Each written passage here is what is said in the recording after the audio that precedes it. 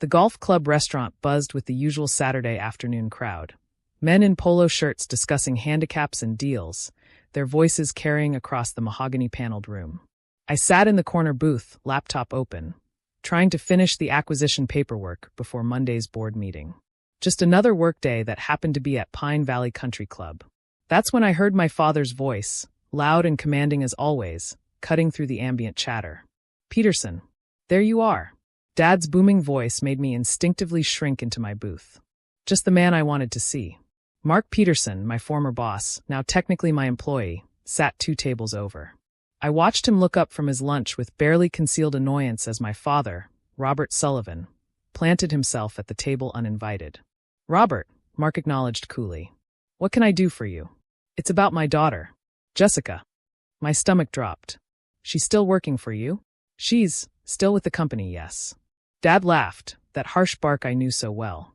"Look, Mark, I'll cut to the chase. I know she's been there 5 years, and I'm sure she's adequate at whatever little tasks you have her doing. But let's be honest here."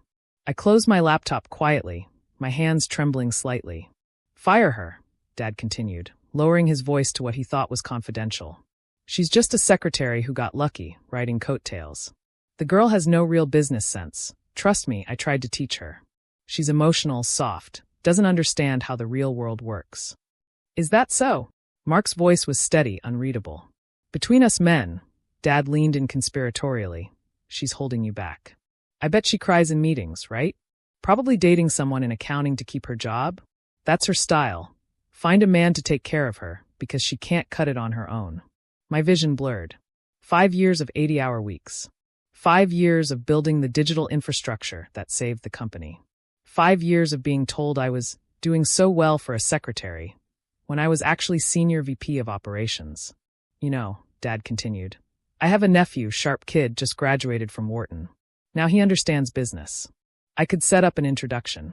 "Mr. Sullivan," Mark interrupted, and I could hear the smile in his voice. "I need to tell you something about your daughter." "Oh, I know all about Jessica," Dad waved dismissively. "Peaked in high school, coasted through state college, can barely balance her own checkbook. I've been supporting her for years because her little secretary salary doesn't cover her expensive tastes." That was a lie. I hadn't taken a penny from him since I was 18.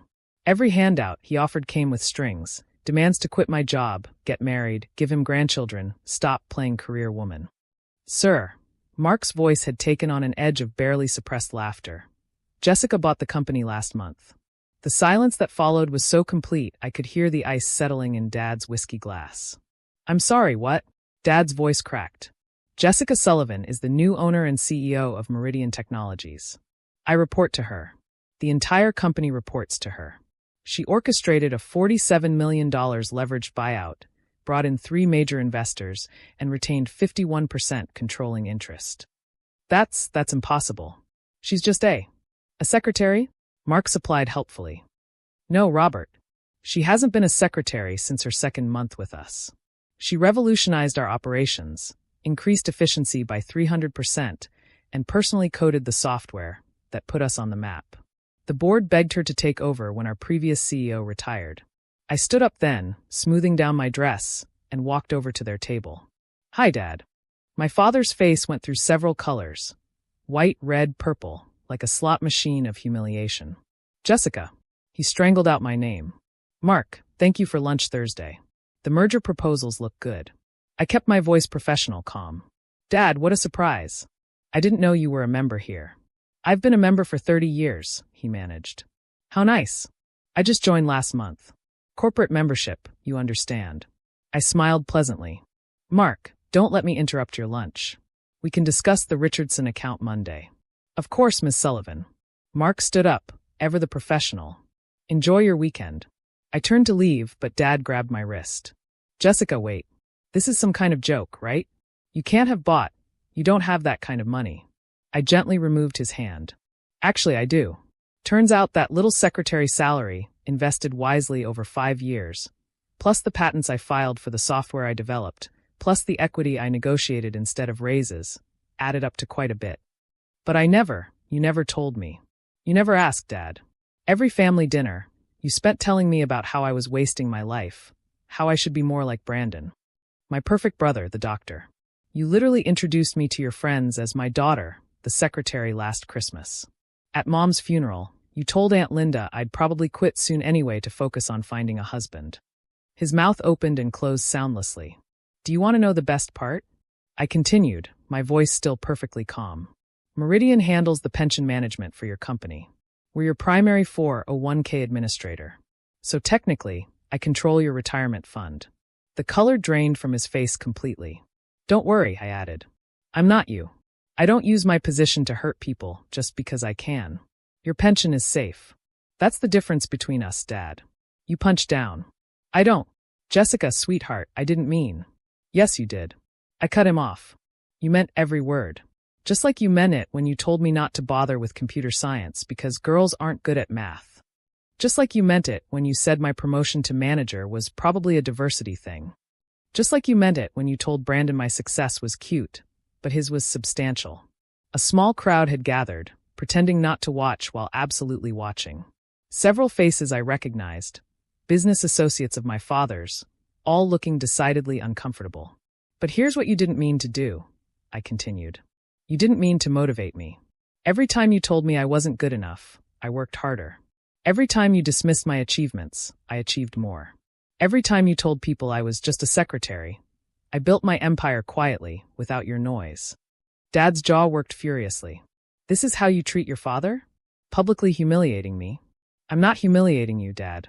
I'm just existing. Successfully. It's not my fault that my success makes you feel small. That's something you need to work out on your own. I pulled out my business card, the new ones with CEO printed under my name, and placed it on the table. In case you ever want to have a real conversation about who I actually am, instead of who you decided I was when I was 12. Mark Peterson coughed delicately. Robert, if it helps, your daughter is the best CEO we've ever had. We're projected to triple our revenue this year under her leadership. Did she ask you to say that? Dad snarled. No, Mark replied coolly. She asked me to cut dead weight and focus on innovation. Speaking of which, that nephew of yours from Wharton? He applied last month. Jessica personally reviewed his application. Rejected. Turns out a fancy degree doesn't make up for lack of actual skills. I touched Mark's shoulder lightly. That's enough. Thank you, Mark. As I walked back to my table, I heard Dad's voice, smaller now, desperate. Your mother would be disappointed in you. I stopped. Turned back. Mom. Mom who taught me to code when I was 8? Mom who said I could be anything I wanted? Mom who told me on her deathbed not to let you make me small? I smiled sadly. No, Dad. She'd be proud. She always was, even when you weren't. I gathered my things and left, passing by tables of wide-eyed country club members who'd just witnessed Robert Sullivan, big man, loud voice, important opinions, get quietly demolished by his disappointing daughter. My phone buzzed as I reached my car.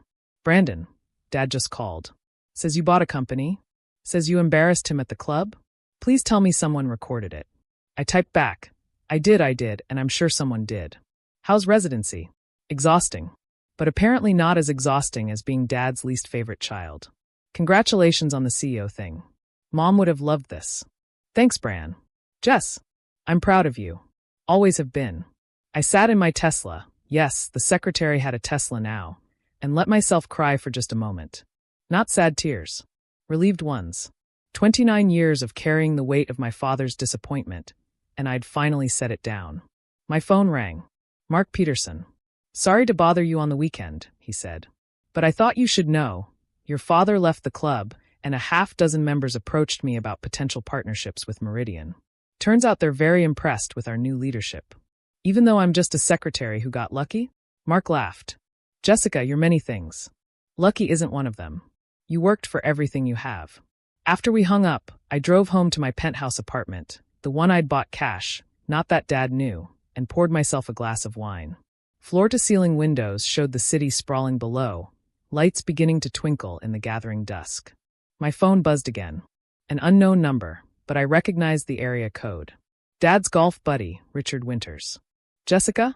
Richard Winters here. Just wanted to say, that was long overdue. Your father's been talking down about you for years. Good to see the truth come out. Also, Winters Industries is looking to modernize our systems. Maybe we could talk. By the time I finished my wine, I had 17 similar messages. Turns out, Dad's country club buddies were tired of his blowhard act too. And they were very interested in doing business with someone who built themselves up instead of tearing others down. Monday morning came, and I walked into my office, corner suite, top floor, the one Dad would have killed for in his prime. My assistant, Kevin, handed me coffee and the morning agenda. "Busy weekend?" he asked with a knowing smile. "Eventful," I admitted. "Any fires to put out?" "Just one. Robert Sullivan called 6 times. Says it's urgent." I considered it. "Send him to voicemail. I'll call him back when I have time." "When will that be?" I smiled, thinking of all those years of being told I wasn't important enough for his time, wasn't smart enough for his attention, wasn't son enough for his pride. "I'll have to check my schedule. I'm pretty busy these days. You know how it is, running a company and all." Kevin grinned. "Just a secretary who got lucky, right?" "The luckiest," I agreed, settling into my CEO chair. "Now, let's talk about the Richardson merger. I have some ideas." Outside my office windows, the city hummed with possibility. Somewhere out there, my father was probably still trying to process how his disappointing daughter had outplayed him at his own game. But I didn't have time to worry about that. I had a company to run, an empire to build, and a legacy to create. Turns out the secretary was taking notes all along. She just wasn't taking orders. And the best part, this was only the beginning.